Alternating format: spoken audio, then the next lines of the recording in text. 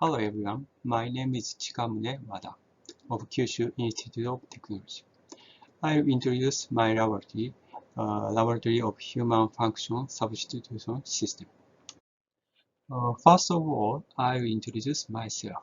My name is Chikamune Wada again, and PhD and Professor of Kyushu Institute of Technology. My past major research fields are mechanical engineering during undergraduate student of Osaka University, and biomedical engineering during master and doctoral course of Hokkaido University. I still continue to measure human characteristics such as sensation and motion to develop an assistive device for the disabled and elderly people. Before starting my laboratory introduction, I'll introduce our university, Kyushu Institute of Technology. This is a URL of our university. So please access this URL if you want to know more. By the way, our university is located in Kyushu Island of Japan, Hokkaido, mainland, Shikoku, and Kyushu. The distance between Kyushu and Tokyo, main city, is about 1,000 kilometers. It will take about 1.5 or 2 hours from Tokyo to Fukuoka by airplane. Our university has 3 campuses, Tobata, Iizuka, Wakamatsu. Tobata campus is founded in 1909, more than 100 years ago. School of Engineering is located in here, and about 3,000 students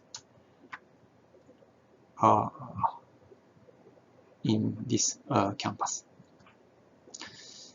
Iizuka campus is founded in 1986. School of Computer Science and Systems Engineering is located here. The number of students are shown here. And last is Wakamatsu campus. Graduate School of Life Science and Systems Engineering is in here. And this campus is founded in 2001, about 20 years ago. The number of graduate students are about 370. And my laboratory is in Wakamatsu campus. In Wakamatsu campus, there is a graduate school of Life Science and Systems Engineering. This graduate school has 1 doctoral program, Department of Life Science and Systems Engineering, and 2 master's programs. One is Department of Biological Functions Engineering, and another is Department of Human Intelligence Systems.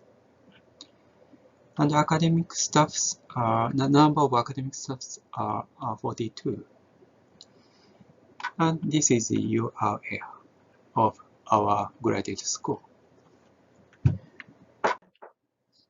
I'm in this division, Human Intelligence and Mechanics. So I'll introduce my laboratory. The purpose of our laboratory is to develop an assistive system for the disabled or the elderly people, assuming usage of the residual ability. This is a very important factor of our laboratory. Research flow are shown here. First is to develop a measurement device or measurement system for human motion or human sensory information. Next is to develop a processing method to extract necessary information or to estimate information. Last is to develop a method to notice or a method to control device according to the measuring data or processing data. There are two kinds of research in our laboratory. First is system or device for physically disabled, walking support or standing up support or preventing lower back pain. The other is a system or a device for visually impaired, help visually impaired to move safely. First, system or device for physically disabled. There are some research about this theme. First is assist for gait rehabilitation. In our laboratory,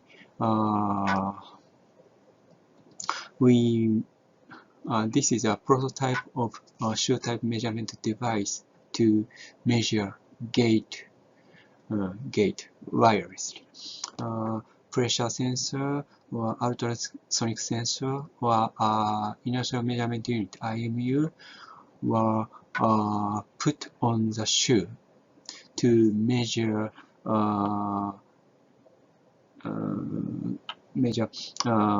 feet location, feet position, or pressure distribution, or height of foot, or rotation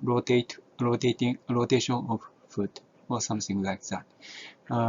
These data are measured by using this shoe type measurement device, and by looking this information, the patient can move their foot to walk smoothly, or the medical staff, medical doctor or physical therapist can advise the patient to walk smoothly by looking this quantitative data. This is now ongoing research. Next is a device for standing up motion. Generally speaking, there are two phases during standing up motion.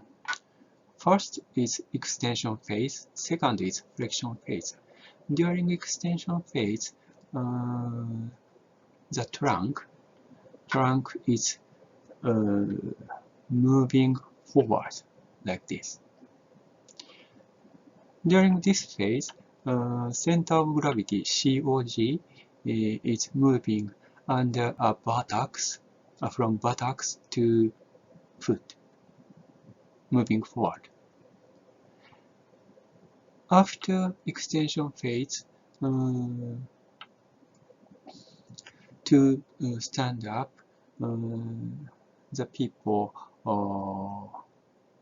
raise trunk or upper body vertically upward.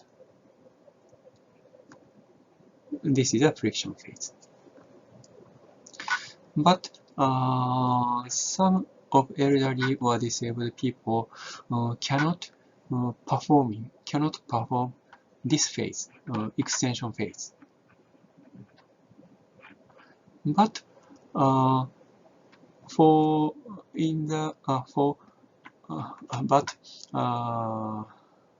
caregiver, if the caregiver push the back forward like this, and the trunk was leaned like in this figure. After that, this elderly or disabled people can stand up by themselves without any help, assistance.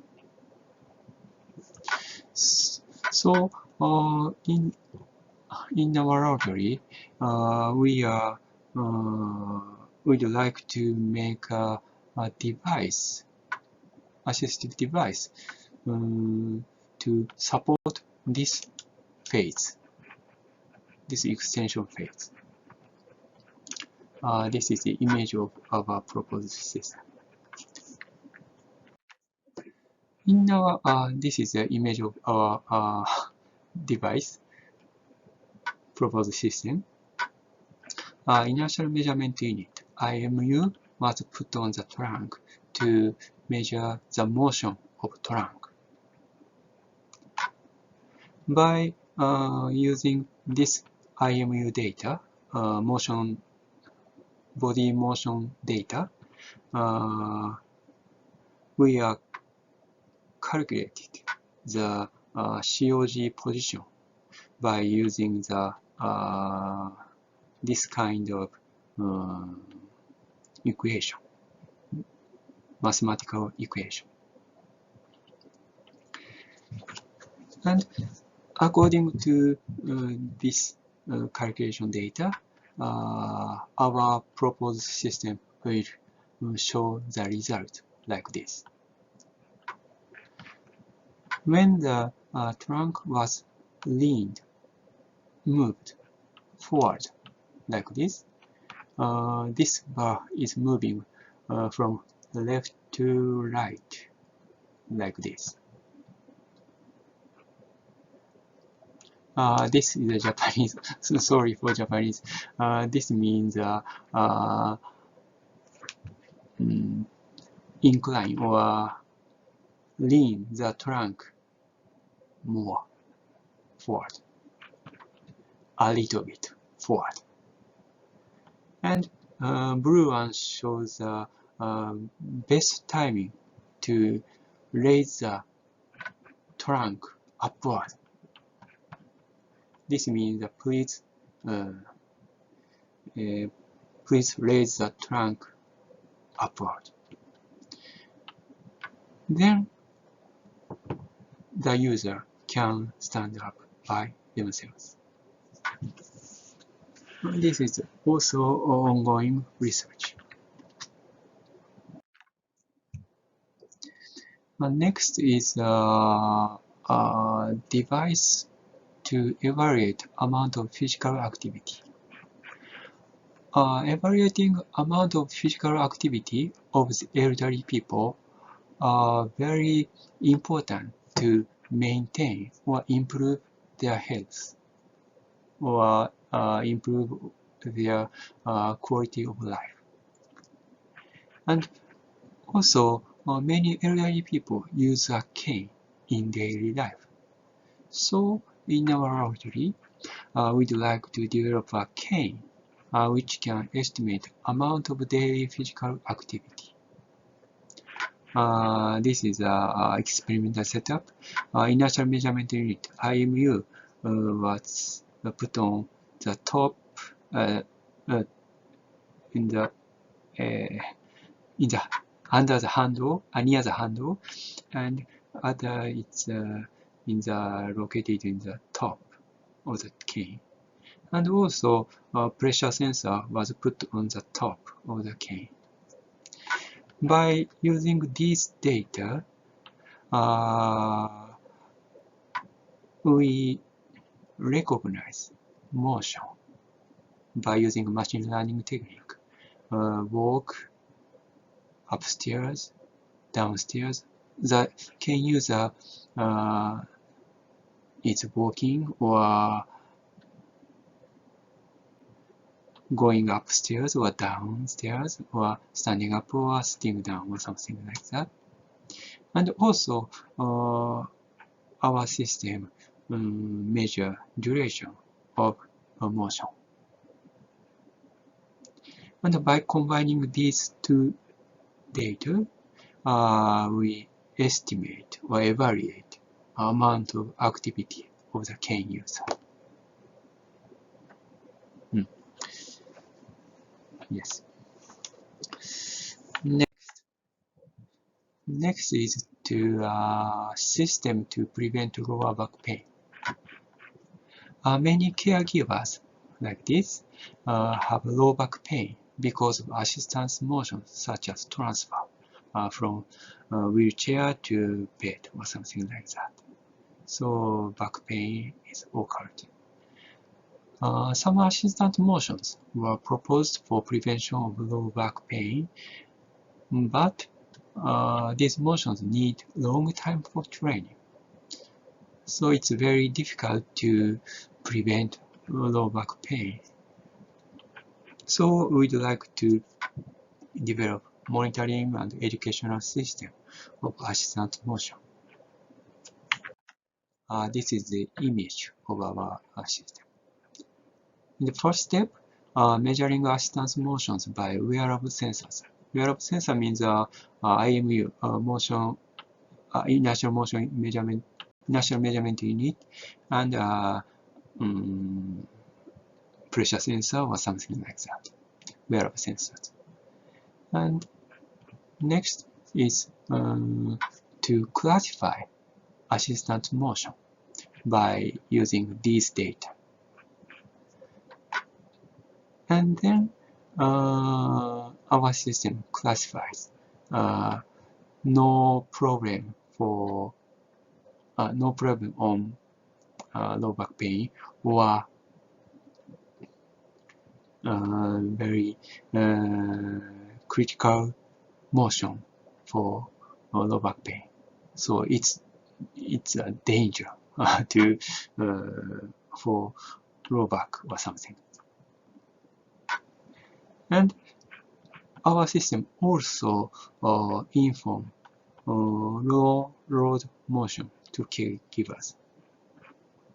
In the case of this, such as please open your feet, or please do not bend your lump, or something like that, in order to prevent low back pain. Now we are going to develop this part.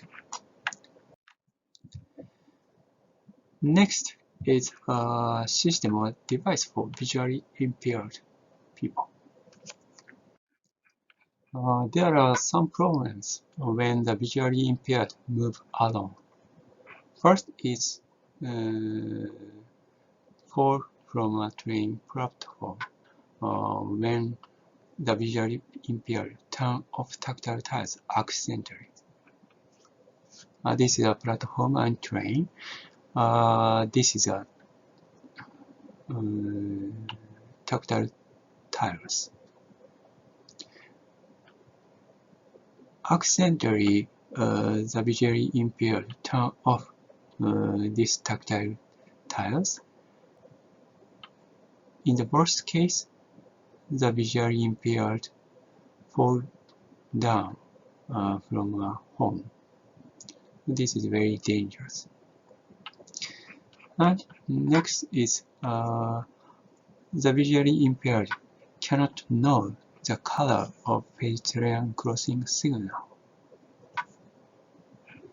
So to improve these problems, or to protect the visually impaired in Japan, in the train platform, there are a door on the home, like this. But these stations are very few. Only 10% of all stations in Japan. And as for the pedestrian crossing signal, there are some signals. There are signals with sound to inform the color, red color or blue color, by the sound for visually impaired. But this signal, the number of signal is very few. only 9% of the Japan, of all signals of Japan. So we think the visually impaired should save their lives by themselves. So we'd like to a device to support this idea. This is the image of our proposed system, assistive device. Our system consists of two parts, a measurement unit and information presenter. In measurement unit, camera and rangefinder, such as milliwave radar or ultrasonic sensor or something like that, were put on the eyeglasses. And this measurement unit will measure or detect the edge of home or color of signal, or detect the tactile tiles or something like that. And after processing the data, when the visually impaired are walking on the platform, and if he missed the direction, and if he is going to go the edge of the platform, the information presenter will inform the danger of the visually impaired by vibration or speech sound or sound or something like that. So the visually impaired can walk safely on the platform or road or something like that. So now we are going to develop a method to inform of the edge of platform and inform of the color of the signal, like this. So this is the end of my presentation. I'm introduced some researches of assistive device, but there are many problems to be solved. So I'm very glad to help our research, and I'd be glad if this talk may provide new knowledge or new research idea to you. If you want to know more, please contact me by mail. Well, thank you very much for your listening.